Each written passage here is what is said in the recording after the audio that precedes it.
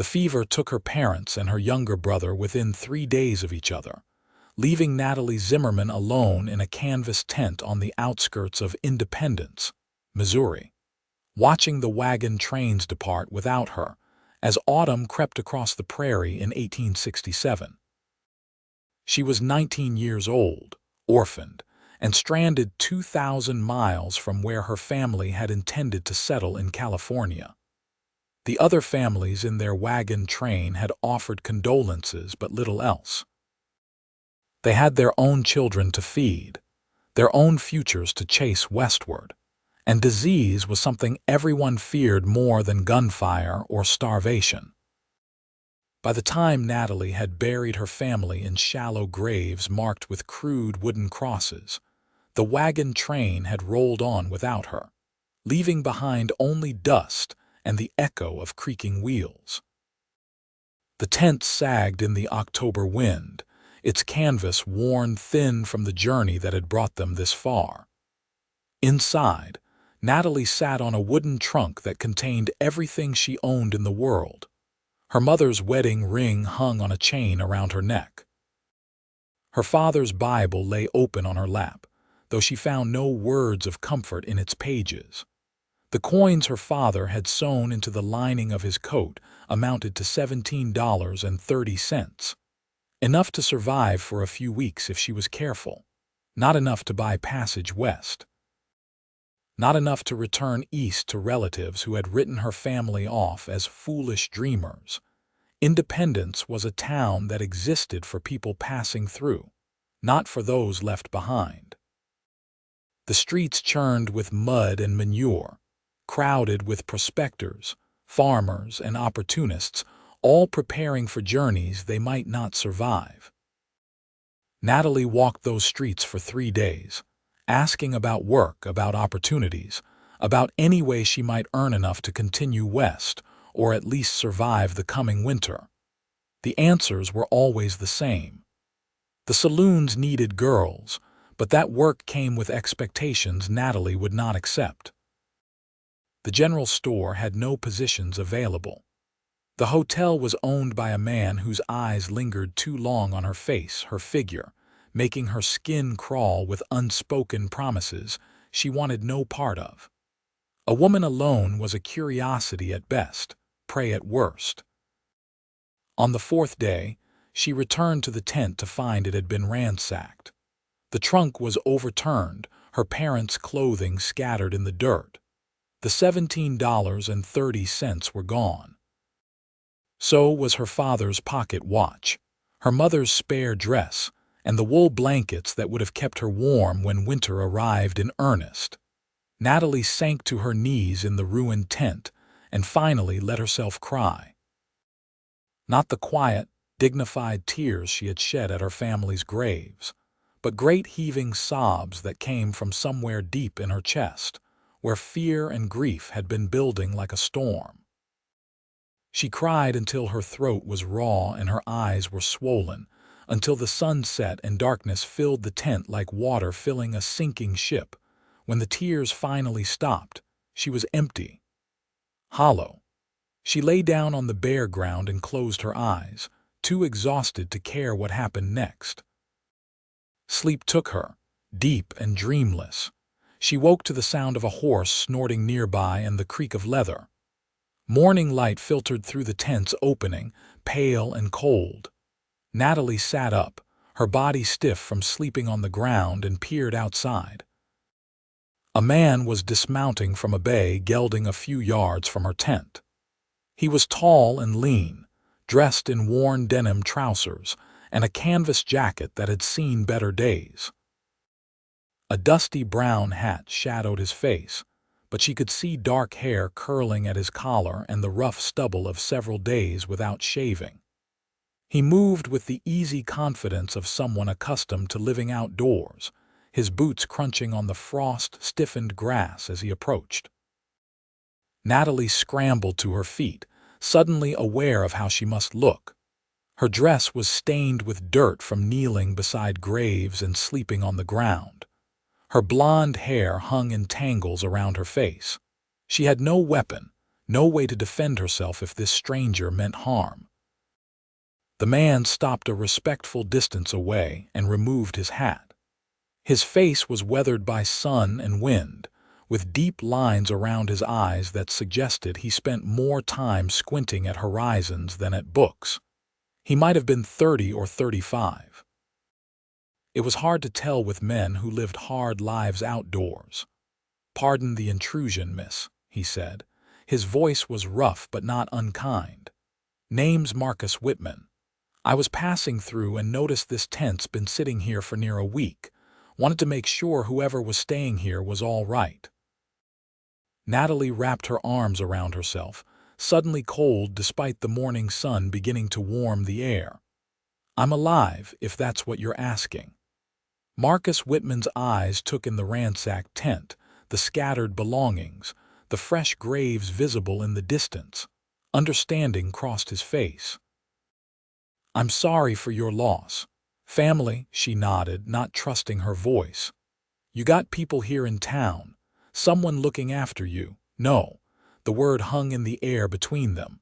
Marcus turned his hat in his hands, a gesture that seemed more thoughtful than nervous. He looked back at his horse, then at the town in the distance, then finally back at Natalie. "That's a hard situation," he said carefully. "Independence ain't a kind place for a woman on her own. You planning to head back east?" "I have no money," Natalie said. The admission felt like swallowing broken glass, but there was no point in pretending otherwise. "Someone stole what little we had left." Marcus was quiet for a long moment. The morning sounds filled the silence. Birds calling, wagons rattling on the distant road, the wind rustling through the dry grass. When he finally spoke, his words came slowly, as if he was thinking through each one carefully. "I got a ranch about 40 miles southwest of here.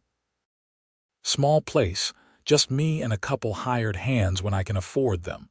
I've been coming into Independence to pick up supplies before winter sets in."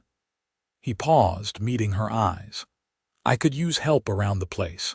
Cooking, mending, general housekeeping, room and board plus a small wage." "Respectable work." Natalie studied him, trying to read the intention behind the offer.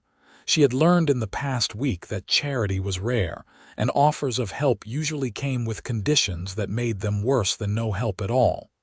"Why would you help me?" she asked. "You don't know me." "That's true," Marcus acknowledged. "But I know what it's like to be alone and desperate. I know independence, and I know what happens to women with no money and no protection." He put his hat back on, adjusting it against the sun. "I'm not asking you to decide right now. Think on it.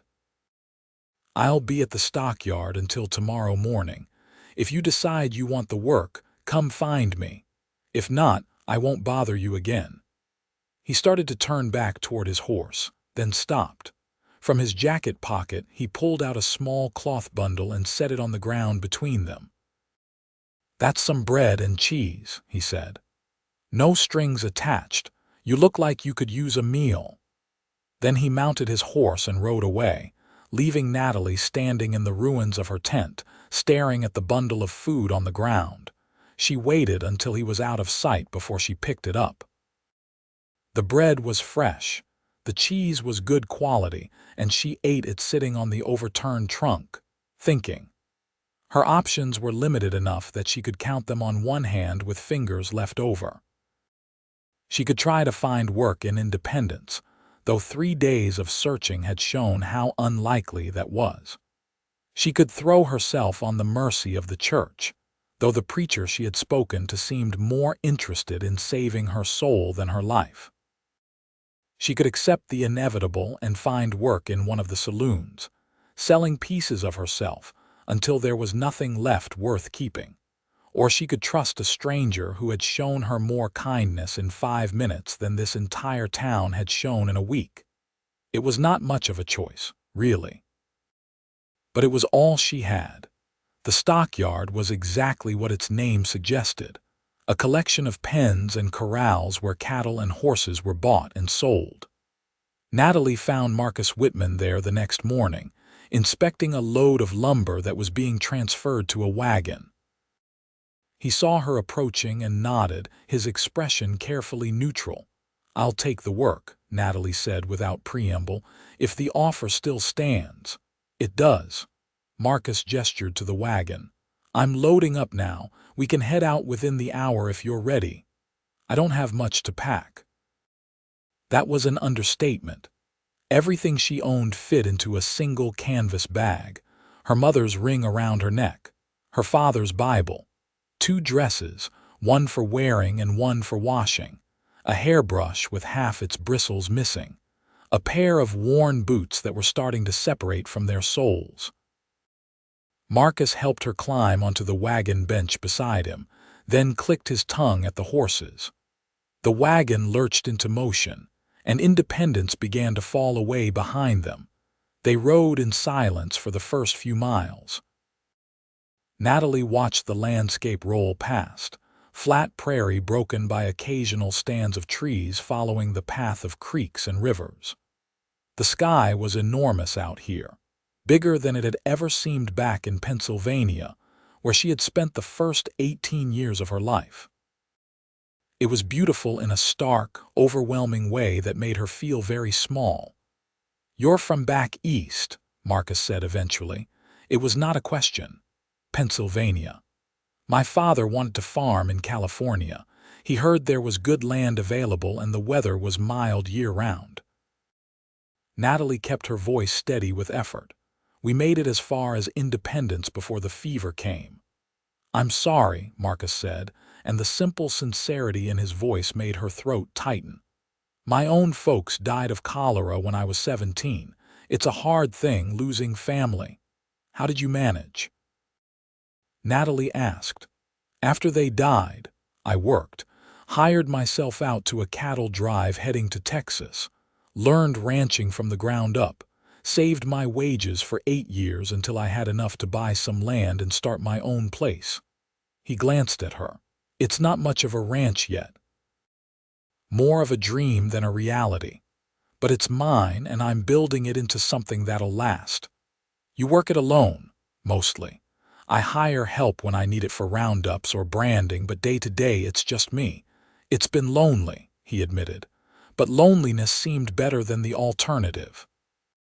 Natalie wanted to ask what alternative he meant, but something in his tone suggested the subject was closed. They fell back into silence, the wagon wheels creaking rhythmically as the horses pulled them steadily southwest. They stopped at midday to rest the horses and eat a cold lunch of jerky and hardtack. Marcus spread a blanket on the ground in the shade of a cottonwood tree, and they sat at a respectful distance from each other, chewing the tough dried meat and washing it down with water from a canteen. "I should tell you what to expect," Marcus said. "The ranch house is small, 2 rooms. I'll sleep in the barn while you're staying there. The work's hard, but I won't ask you to do anything I wouldn't do myself. You'll have Sundays free if you want them." The nearest town is Placitas, about 8 miles north. Not much there, just a general store and a church, but you're welcome to visit if you want company besides me. "That's generous," Natalie said. "It's fair," Marcus corrected. "I'm getting labor out of the arrangement." "You're getting safety and a roof over your head. That's just fair." But Natalie suspected it was more than that. Marcus Whitman could have hired any number of women in Independence who had more experience and better references than an orphaned girl with no skills beyond what her mother had taught her. He had chosen to help her specifically, and that act of kindness felt like a rope thrown to someone drowning. They reached the ranch as the sun was setting, painting the western sky in shades of orange and purple. The house was small, as Marcus had warned, built from rough-hewn logs chinked with mud. A barn stood nearby, larger than the house, with a corral and a few outbuildings scattered around the property. In the distance, Natalie could see cattle grazing on the prairie, dark shapes against the golden grass. It was not much, but it was more than she had. Marcus helped her down from the wagon and carried her bag into the house. Inside, the space was divided into a main room with a stone fireplace, a rough wooden table and a few chairs, and a smaller room with a bed and a trunk for storage. Everything was clean but spare, furnished with only what was necessary for survival. "It's not fancy," Marcus said, almost apologetically, "but it's warm and dry." "It's wonderful," Natalie said, and meant it. That first night she slept in a real bed for the first time in weeks. The mattress was stuffed with straw and the blankets were wool that smelled faintly of horses, but it was heaven compared to the cold ground. She lay awake for a while, listening to the unfamiliar sounds of the ranch at night. Wind whistling through the eaves, cattle lowing softly in the distance. The hoot of an owl somewhere nearby. She thought about her family, buried in unmarked graves 2 days' journey to the north. She thought about the future that had died with them, the California farm that would never exist.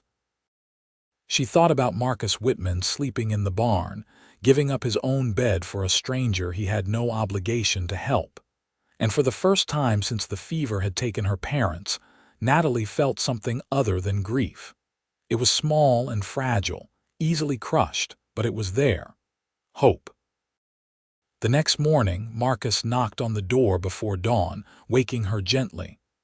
"Morning comes early on a ranch," he said through the door. "If you're up to it, I could use help with breakfast." Natalie dressed quickly and found him in the main room, building up the fire in the hearth. He showed her where he kept supplies, limited but adequate. Flour, salt, coffee, dried beans, potatoes, onions. A root cellar dug into the ground behind the house held smoked meat and preserves. There were chickens in a coop near the barn, and Marcus collected eggs while Natalie started coffee and mixed batter for flapjacks. They ate together as the sun rose, sitting at the rough wooden table. The food was simple but filling, and there was plenty of it. Marcus ate with the steady focus of a man who did physical labor from sunrise to sunset and needed the fuel. "I'll be working on the north fence line today," he said. "We had a storm 2 weeks back that knocked down some posts. You can settle in here, get familiar with the place. There's mending that needs doing if you're inclined. Socks and shirts in the trunk in the bedroom. If you want to make bread, there's yeast and flour enough. But don't feel like you need to do everything at once." "I want to earn my keep," Natalie said. Marcus studied her over the rim of his coffee cup. "You earn your keep by being here. The work'll come natural enough. Don't wear yourself out trying to prove something." He left after breakfast, heading out to the north pasture with tools and supplies loaded on his horse. Natalie watched him go, then turned to survey her new domain. The house needed work. Dust had settled on every surface, and there were cobwebs in the corners. The floor was packed dirt-covered with a few scattered rugs that had seen better days. The dishes from breakfast needed washing, and when she opened the trunk Marcus had mentioned, she found it full of clothing that had been mended so many times the original fabric was barely visible beneath the patches. She spent the day cleaning, washing, mending. It was good to have work that kept her hands busy and her mind occupied. When she stopped moving, the grief came rushing back, threatening to pull her under. But while she was scrubbing the floor or stitching a tear in one of Marcus's shirts, she could keep it at bay. Marcus returned as the sun was setting, dusty and tired. He stopped in the doorway, taking in the clean house, the smell of beans and cornbread cooking over the fire, the neatly mended shirts folded on the table. "You've been busy," he said. "I wanted to help." "You did." "This place hasn't been this clean since I built it." He washed his hands in the basin by the door, then sat at the table. "Smells good. I usually just eat beans cold from the pot." They fell into a routine over the following weeks. Marcus worked the ranch from dawn until dusk, mending fences, tending cattle, preparing for winter. Natalie kept the house, cooked the meals, and slowly made the rough cabin feel more like a home. She found wildflowers still blooming in sheltered spots and put them in jars on the table. She used spare fabric from worn-out clothes to make curtains for the windows. She organized the supplies and started a proper inventory so they would know what they needed before winter set in. They ate together morning and evening, and those meals became the highlights of Natalie's day. Marcus was not a talkative man, but he was thoughtful when he did speak. He told her about the ranch, his plans for expanding the herd, his hope to eventually build a larger house and barn. He asked about her life in Pennsylvania, and she found herself sharing memories of her parents, her brother, the life she had lost. "My father was a carpenter," she said one evening. "He built beautiful furniture, chairs and tables that looked like works of art. But there were too many carpenters in Pennsylvania and not enough work. That's why we decided to go west." "He sounds like a skilled man," Marcus said. "He was. My mother used to say he could build anything if you gave him enough wood and time." Natalie smiled at the memory. She was the practical one. She kept the books, managed the money, made sure we didn't starve while my father was perfecting the curve of a chair leg. "You take after her, then." "What do you mean, you're practical? You see what needs doing and you do it, no fuss." Marcus looked at her across the table, his expression serious. "That's a valuable quality, especially out here. A lot of folks come west with dreams but no sense of what it takes to make those dreams real. You've got both." The compliment warmed her more than it should have. She found herself looking forward to their evening meals, to the quiet conversation and the comfortable silence that fell between words. Marcus was easy to be around. He did not push or pry. He respected her space, never entering the house without knocking, always maintaining a careful distance. But within those boundaries, a friendship was growing. November arrived with freezing rain that turned the ground to mud. Marcus came in one evening soaked to the bone, shivering despite his heavy coat. Natalie took one look at him and pointed to the chair by the fire. "Sit," she commanded. "You're going to catch your death." "I'm fine," Marcus protested, but he sat anyway. Natalie brought him a blanket and a cup of hot coffee, then ladled stew into a bowl. "You need to take better care of yourself. Getting sick won't help the ranch." "Yes, madam," Marcus said, a hint of amusement in his voice. "I'm serious. You work yourself too hard. There's a lot that needs doing before winter really hits. And there's only one of you," Natalie said. "You can't do everything at once." Marcus sipped his coffee, studying her over the rim of the cup. "You sound like you care." The words hung in the air between them. Natalie felt her cheeks warm, and she turned back to the fire to hide her expression. "Of course I care," she said, trying to keep her voice light. "If you get sick, who's going to run the ranch? I certainly can't do it alone." "No," Marcus said quietly. "I suppose you can't." But there was something in his tone that suggested he knew that was not the only reason she cared. And when Natalie glanced back at him, she found him still watching her with an expression she could not quite read. The moment passed. They ate their stew in companionable silence, and Marcus went back out to the barn to sleep as he did every night. But something had shifted between them, subtle as the change of seasons, but just as inevitable. December brought snow, heavy and persistent. The ranch was transformed into a landscape of white broken only by the dark shapes of buildings and the distant line of trees marking the creek. Marcus spent his days breaking ice on water troughs, feeding cattle, and making sure the animals had shelter from the worst of the storms. Natalie kept the fire burning and the house warm, cooking hearty meals that would sustain a man working in brutal cold. She also started teaching herself to do more than just housework.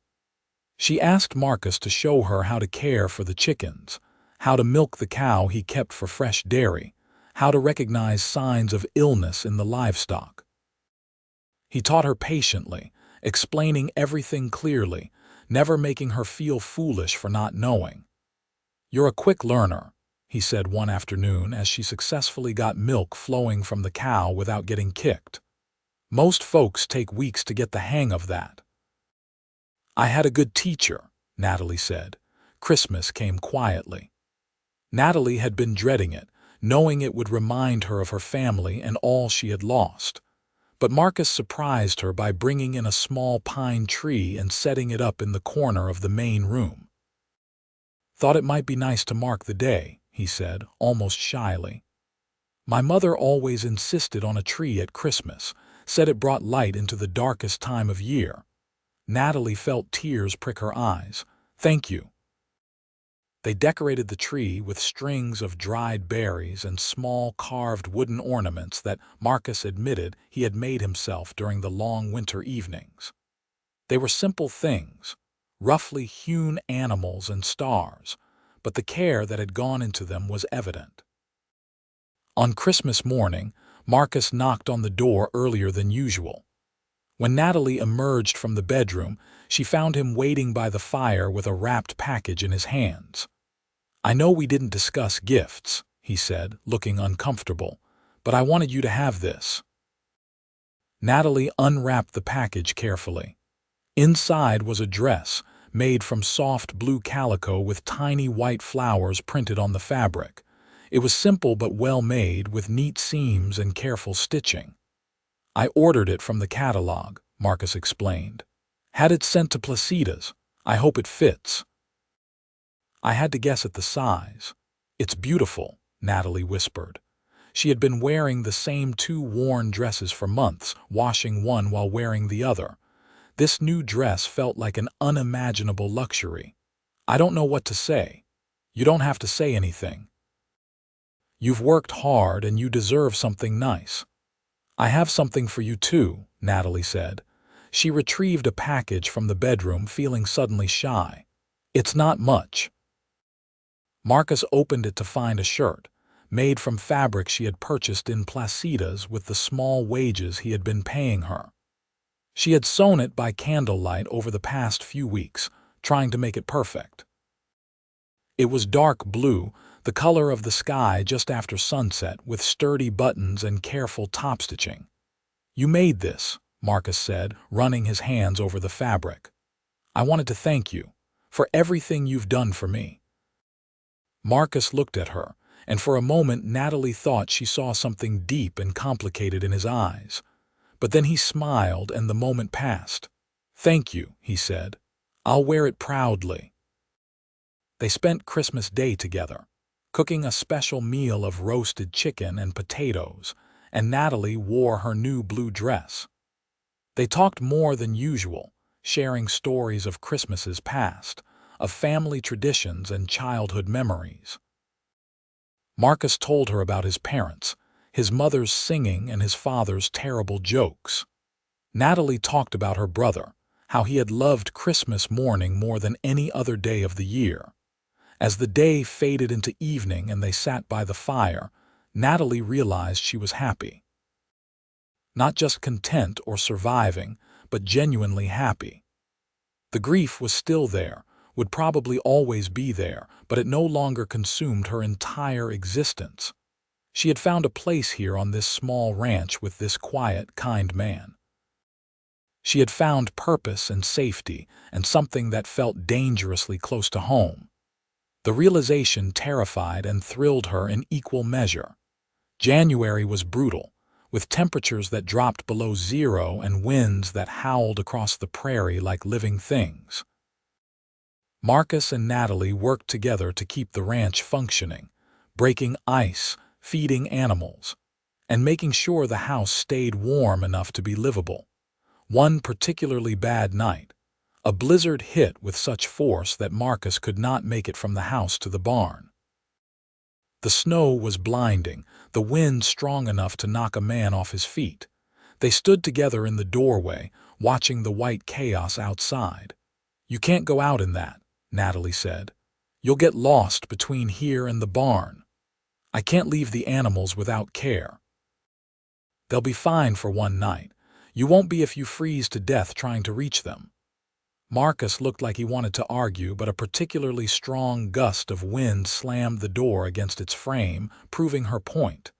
He stepped back, shaking snow from his coat. "All right," he conceded. "I'll sleep by the fire." "Don't be ridiculous. The bedroom has an actual bed and real blankets. You're not sleeping on the floor when there's a perfectly good bed going unused."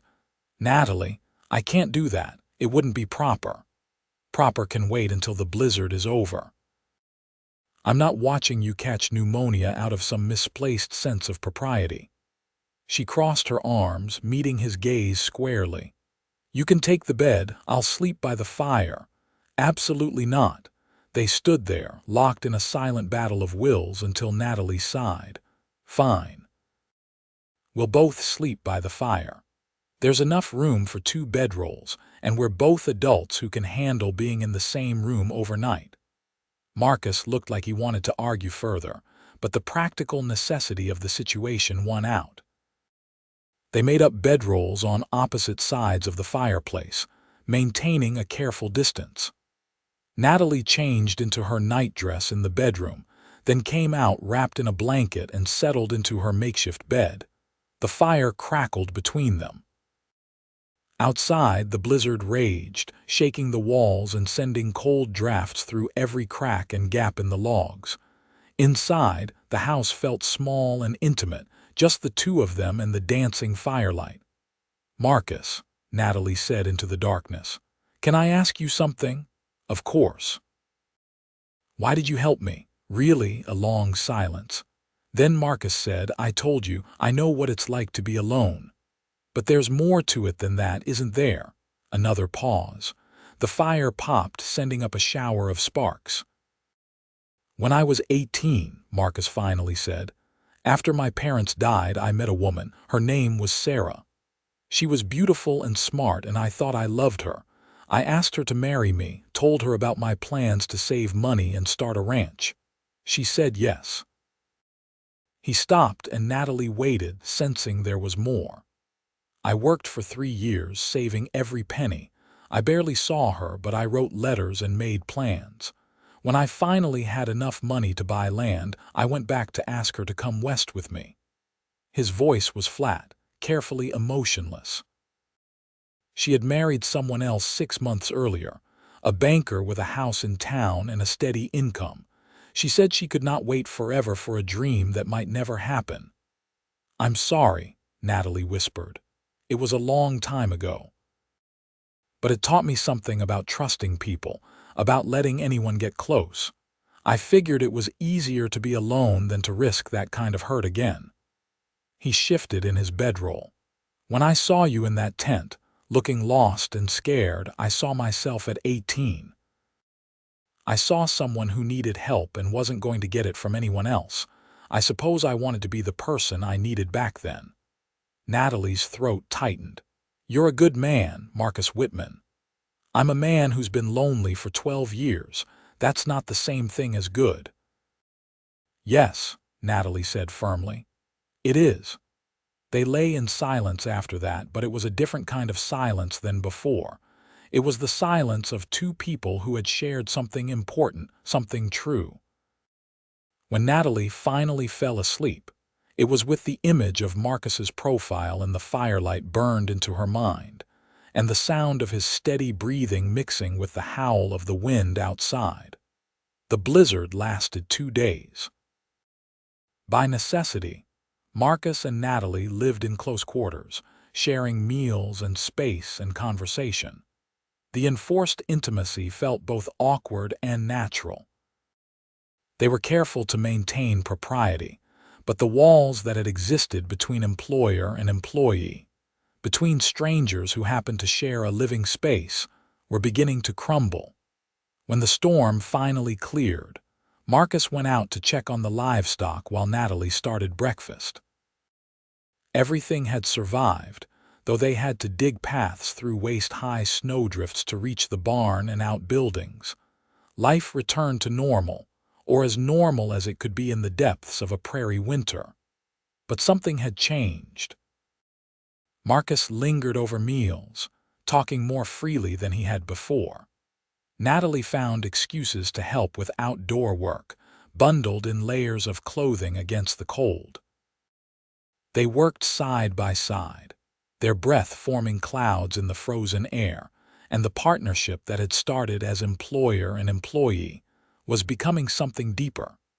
February arrived with a brief warm spell that melted some of the snow and gave them a reprieve from the worst of winter.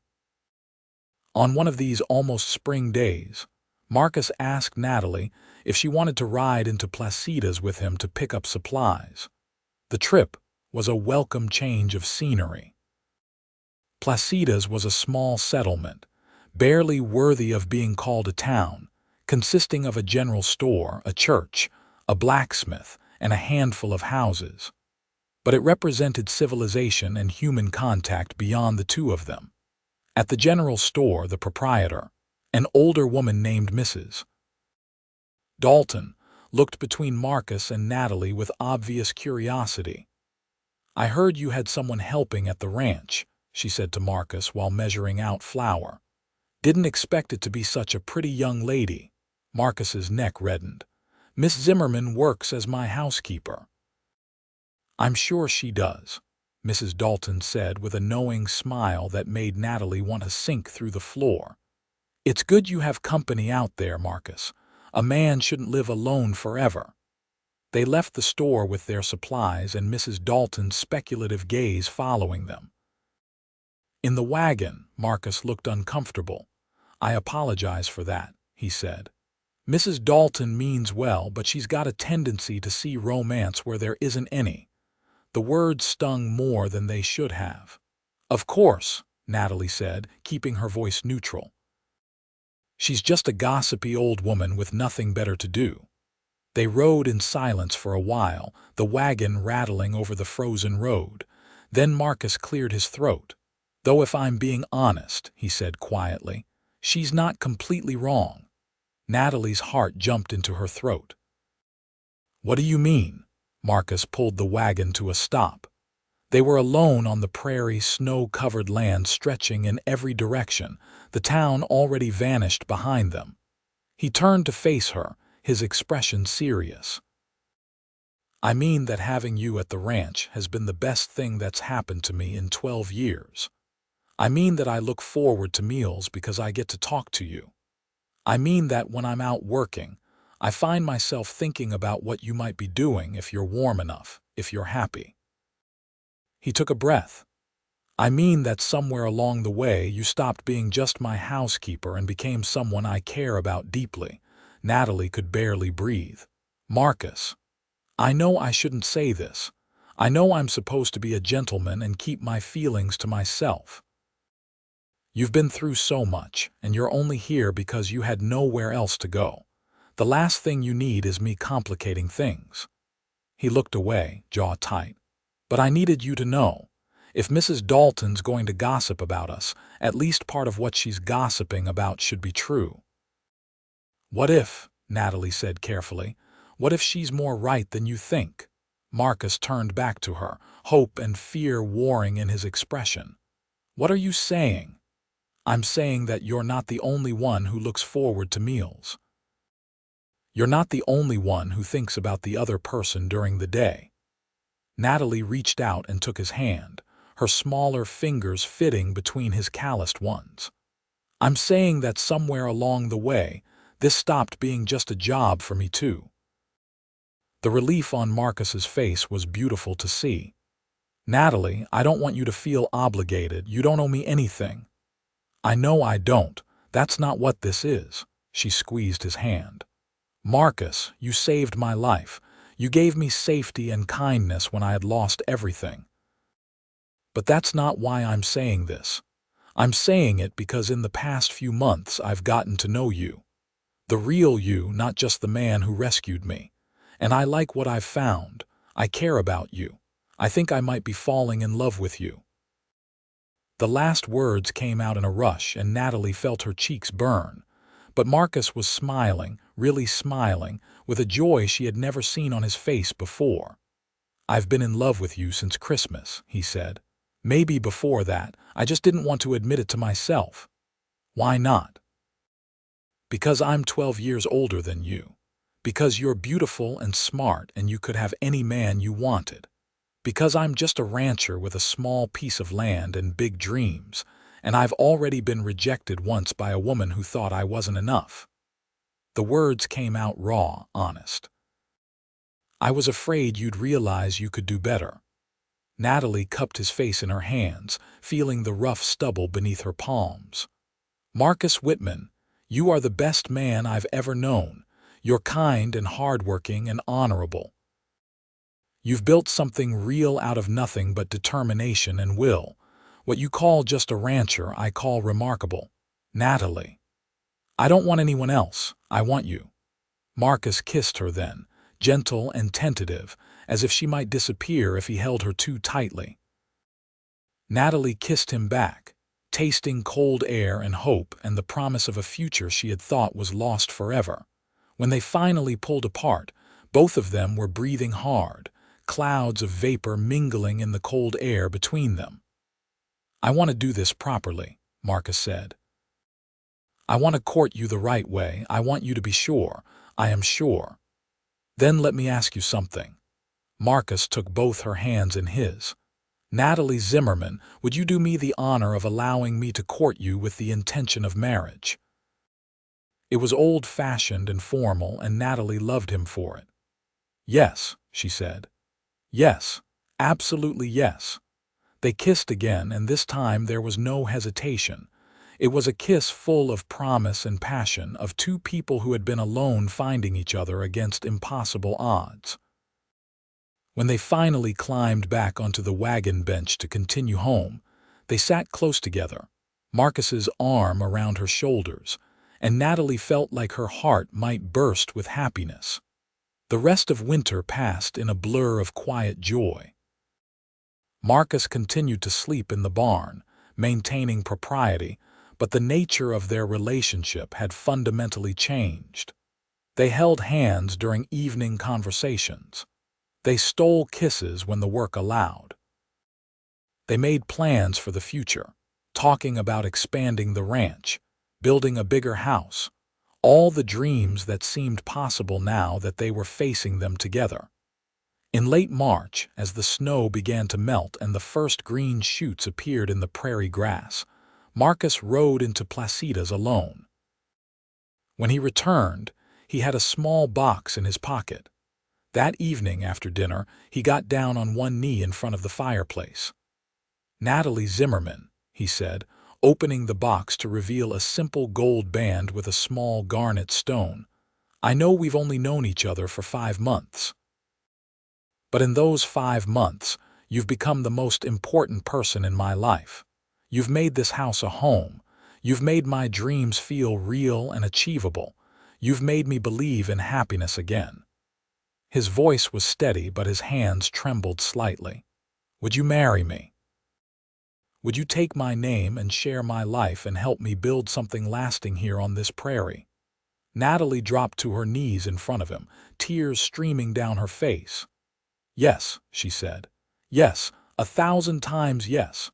Marcus slipped the ring onto her finger.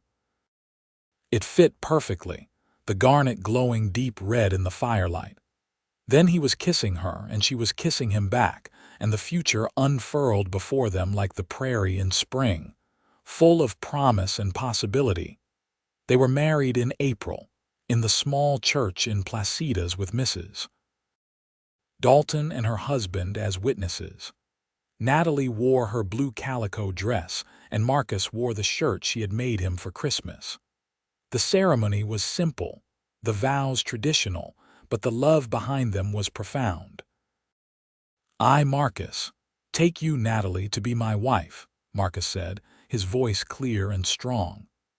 "To have and to hold from this day forward, for better or worse, for richer or poorer, in sickness and in health, to love and to cherish, till death do us part."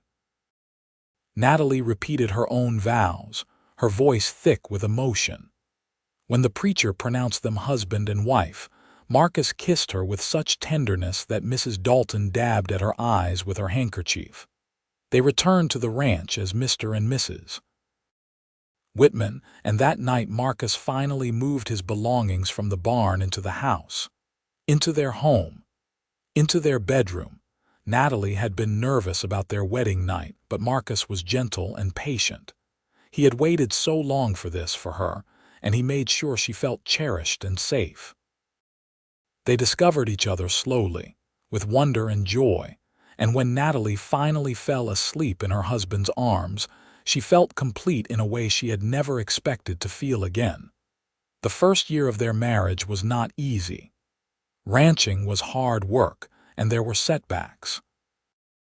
A late freeze killed some of their calves. A dry summer meant they had to carefully manage their water resources. Marcus broke his arm in a fall from his horse and was laid up for 6 weeks while it healed, but they faced it together, and that made all the difference. Natalie learned to ride and rope. She helped with roundups and brandings, working alongside Marcus in the dust and heat. Marcus learned to share his burdens instead of carrying them alone. They were partners in the truest sense, building their ranch and their life together one day at a time. In the spring of 1869, Natalie realized she was pregnant. She waited until she was sure before telling Marcus, and when she did, his reaction was everything she could have hoped for. He whooped with joy, picked her up and spun her around, then immediately set her down and fretted about whether spinning pregnant women was safe. "I'm fine," Natalie laughed. "I'm going to have a baby, not shatter into pieces." "Our baby," Marcus said, placing his hand on her still flat stomach. "We're going to have a baby." The pregnancy was relatively easy, though Natalie found herself exhausted in ways she had never been before. Marcus insisted she rest more, taking on extra work around the house so she would not strain herself.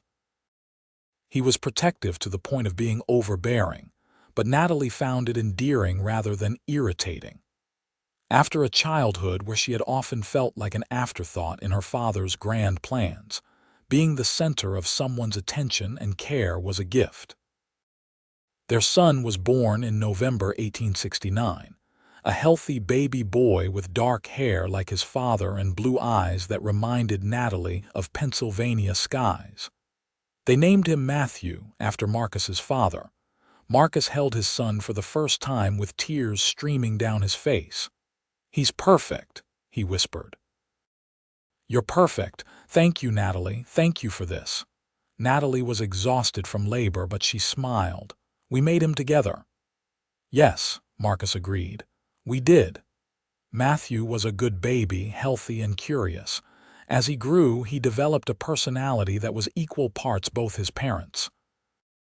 He had Marcus's quiet determination and Natalie's practical problem-solving skills. He loved the ranch, following his father around as soon as he could walk, asking endless questions about the cattle and horses. In 1871, Natalie gave birth to twins, a boy and a girl. They named them Samuel and Grace. The ranch house suddenly felt very small with 3 children under 3 years old, so Marcus began work on an addition. With help from neighbors they had gotten to know over the years, they added 2 more rooms and a proper front porch. The ranch was growing too. They had expanded their herd, bought more land, and hired 2 permanent ranch hands. What had started as Marcus's dream was becoming a thriving reality. The Whitman Ranch was known throughout the county as a well-run operation with good stock and honest owners. But more than any material success, what mattered most to Natalie was the family they had built. On Sunday evenings, when the work was done and the children were in bed, she and Marcus would sit on the porch and watch the sunset paint the prairie in shades of gold and purple. "Do you ever regret it?" Marcus asked one evening. "Your family was heading to California. You might have had a completely different life." Natalie leaned her head on his shoulder. "I don't regret anything. This is exactly where I'm meant to be." even though you got here in the worst possible way. Even then, I won't say I'm glad my family died because I'm not. I miss them every day, but their deaths brought me here to you, to our children, to this life." She looked up at him. "I choose to believe they would be happy for me." Marcus kissed the top of her head. "I know I'm happy. Happier than I ever thought possible. Me too." They sat in comfortable silence, watching the stars begin to appear in the darkening sky. In the house behind them, their children slept safely. Around them, the ranch hummed with the quiet sounds of evening, cattle settling down, horses moving in the corral, crickets beginning their nightly song. It was not the life Natalie had planned. It was better. Years passed in a rhythm of seasons. Planting and harvest, birth and growth, hard work and sweet rest. Matthew grew into a responsible young man who took pride in the ranch. Samuel was more adventurous, always wanting to explore beyond the boundaries of their land. Grace had her mother's practical nature and her father's gentle strength. In 1875, Natalie gave birth to another daughter, Lily. In 1877, their last child was born, another son they named John.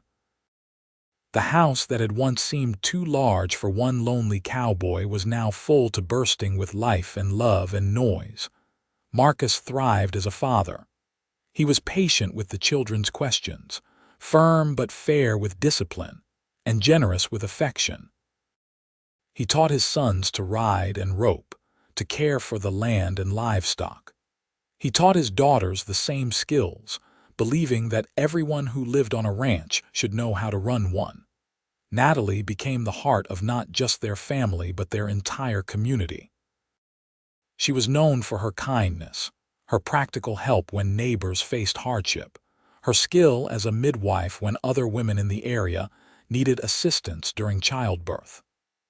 The girl who had been left behind in independence had become a pillar of her community, someone people turned to in times of need.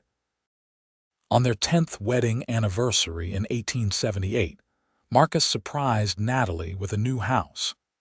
He had been secretly working on it for over a year with the help of their ranch hands and neighbors, building it on a rise overlooking the creek. It was a proper 2-story farmhouse with a large kitchen, a parlor, 4 bedrooms, and a real glass window in the front room.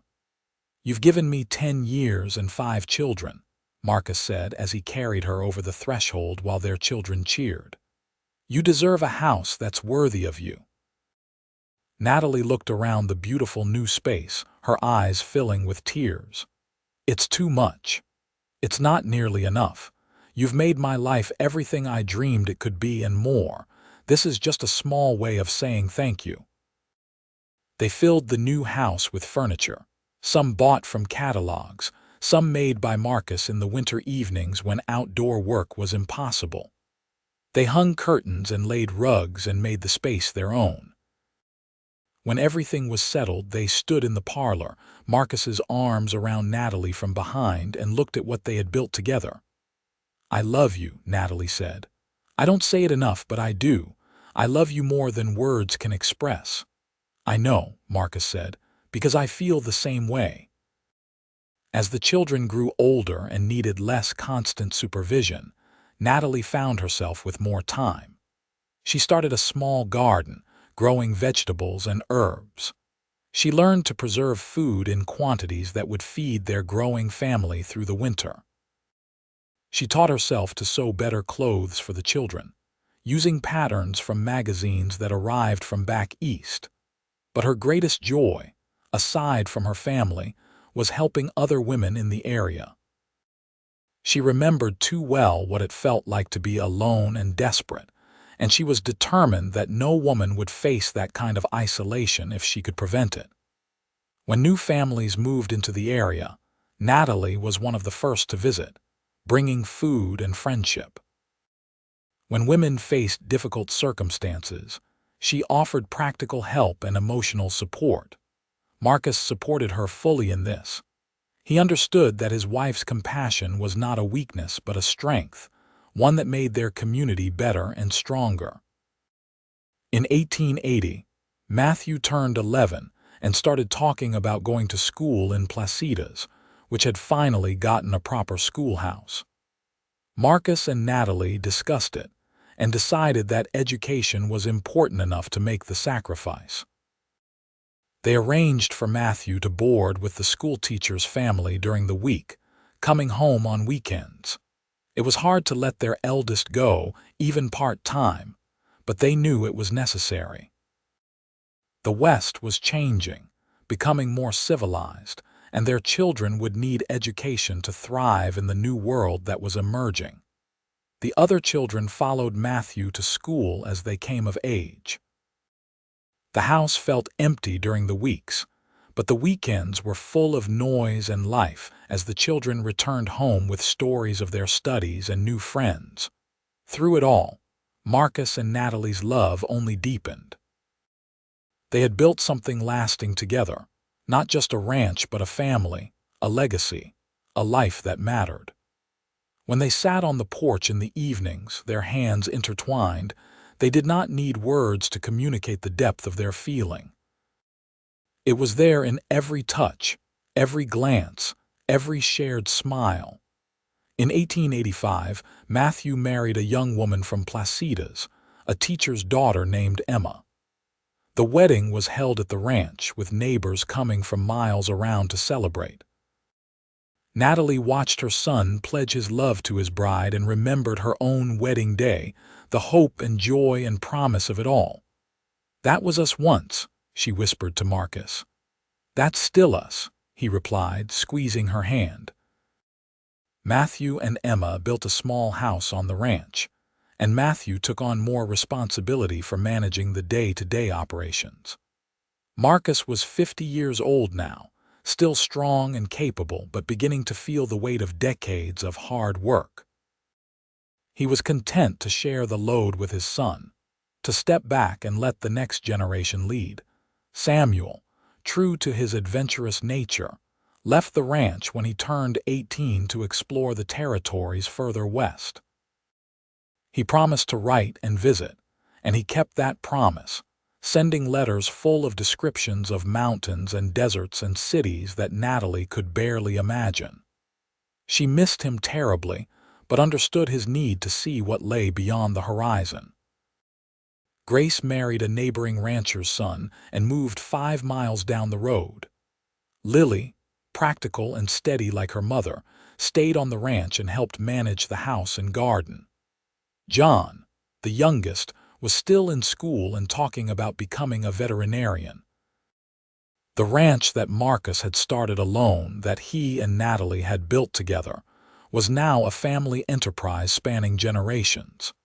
It was everything they had dreamed it could be. In 1890, Natalie turned 41 and Marcus turned 53. They had been married for 19 years, and those years had been full to overflowing with life and love.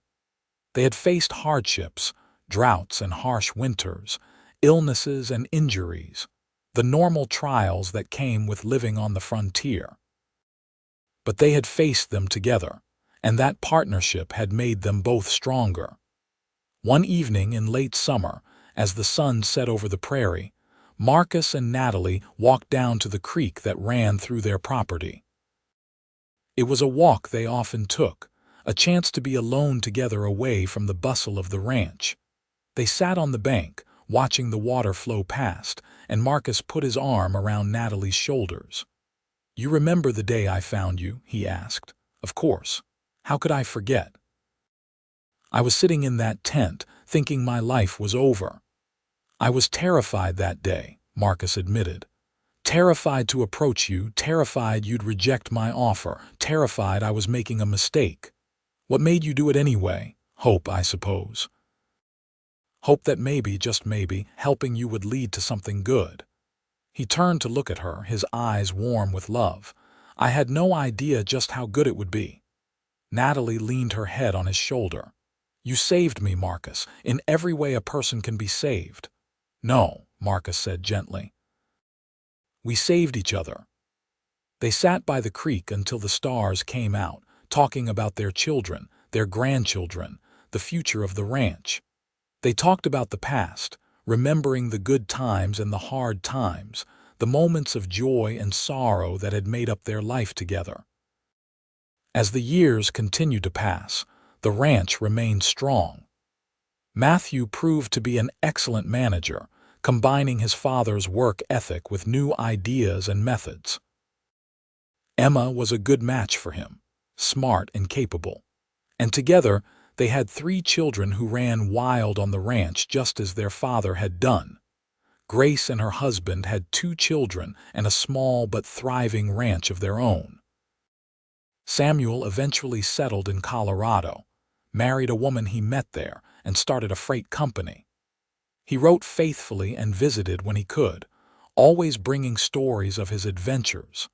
Lily married one of the ranch hands when she turned 20, a good man who loved the land as much as she did. They built a house on the property and added their energy to the family enterprise. John did become a veterinarian, attending school back east and returning to set up practice in Placitas, where he cared for the animals of every ranch and farm in the county.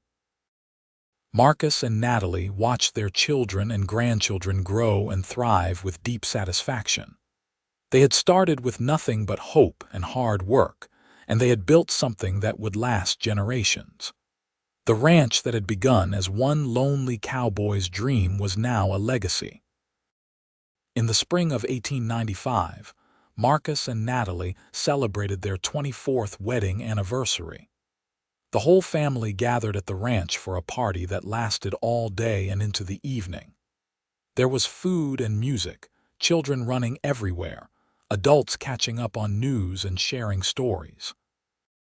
As the sun set, Matthew stood and raised his glass. "I want to make a toast," he said. "To my parents, Marcus and Natalie Whitman. They built this ranch from nothing, but more importantly, they built a family based on love and respect and hard work. Everything we have, everything we are, we owe to them and the example they set." Everyone raised their glasses, and Natalie felt tears streaming down her face. Marcus squeezed her hand, his own eyes suspiciously bright. "Thank you," Natalie said when she could speak. "Thank you all for being here, for being part of this family. You are our greatest achievement and our greatest joy." That night, after everyone had gone home or to bed, Marcus and Natalie sat on the porch of the big house overlooking the ranch. The moon was full, casting silver light across the prairie, and the sound of cattle settling for the night drifted up from the pastures. "We did it," Marcus said quietly. "We actually did it." "Yes," Natalie agreed. "We did." They sat in silence, comfortable and complete. Natalie thought about the girl she had been at 19, alone in a tent, convinced her life was over. She thought about the lonely cowboy who had risked rejection to offer help to a stranger. She thought about all the moments in between, the big ones and the small ones that had brought them to this point. "I would not change a single thing," she said. "Not one moment of it. Not even the hard parts, not even those. The hard parts made us stronger. They made us appreciate the good times more." Marcus pulled her close, and she rested her head on his shoulder, exactly as she had done thousands of times before. They were older now, their hair graying, their bodies bearing the marks of decades of hard work. But the love between them was as strong as it had been on their wedding day, maybe stronger for having weathered so many storms together. "I love you, Natalie Whitman," Marcus said. "I have loved you from almost the first moment I saw you, and I will love you until the day I die." "And I love you, Marcus Whitman. You are the best thing that ever happened to me." They kissed, gentle and sweet, 2 people who knew each other completely and loved each other anyway. The kiss of a couple who had built a life together and found it good. The years that followed were peaceful ones. Marcus gradually handed over more of the ranch operations to Matthew, while remaining involved in an advisory role. Natalie continued her work in the community, helping new families and supporting women who needed a friend. They enjoyed their grandchildren, who ran through the ranch house filling it with laughter and chaos. In 1898, Marcus's health began to decline. It was nothing dramatic, just the gradual wearing down that came with age and a lifetime of hard work. He tired more easily, his joints ached in cold weather, his breath came shorter after exertion. Natalie fussed over him, making sure he ate well and rested enough, but she knew as well as he did that time was catching up to both of them. They made the most of the time they had. They took walks together every day that weather permitted. They sat on the porch in the evenings, watching the sunset and talking about everything and nothing. They told their grandchildren stories about the early days of the ranch, about how love and hard work could turn a dream into reality. On a cool day in October 1900, Marcus and Natalie rode out to the place where the old tent had stood, where he had first found her 33 years earlier. The tent was long gone, of course, replaced by pasture land. But they both remembered exactly where it had been. "This is where it all started," Marcus said, "right here on this spot. I was so scared that day," Natalie remembered, "so alone, and then you appeared like an answer to a prayer I had not even thought to say. I was scared too. Scared to talk to you, scared you'd turn me away, scared of what it meant that I couldn't just ride past and leave you there. I'm glad you didn't. So am I." Marcus dismounted, then helped Natalie down. They stood together looking at the spot where a desperate girl and a lonely cowboy had met and changed each other's lives forever. "Everything good in my life came from this moment, from the choice to stop and offer help, from your choice to trust me. We chose each other," Natalie said. "And we kept choosing each other every day for 33 years. And I'd choose you again," Marcus said. "Every single time." They stood there for a long time, hands clasped, remembering and grateful. Then they rode back to the ranch, to the house full of family, to the life they had built together. Marcus passed away peacefully in his sleep in January 1901, 3 months after their visit to where it had all begun. He was 63 years old. Natalie woke to find him still beside her, his face peaceful, his hand still holding hers even in death. She did not cry at first. She simply sat there, holding his hand, saying goodbye to the man who had been her partner, her love, her everything for more than 3 decades. The funeral was attended by nearly everyone in the county. Marcus had been respected and loved, known as a fair man who kept his word and treated everyone with dignity. But more than his accomplishments as a rancher, people remembered his devotion to his wife and family. In a time and place where life was hard and people were often harder, Marcus Whitman had been proof that kindness and love could build something lasting. Natalie grieved deeply, but she did not fall apart. She was 52 years old, with children and grandchildren who needed her. The ranch continued under Matthew's management, thriving as it had under his father's leadership.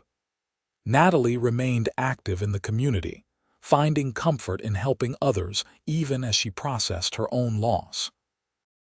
She lived another 18 years, dying peacefully in her sleep in 1919 at the age of 70.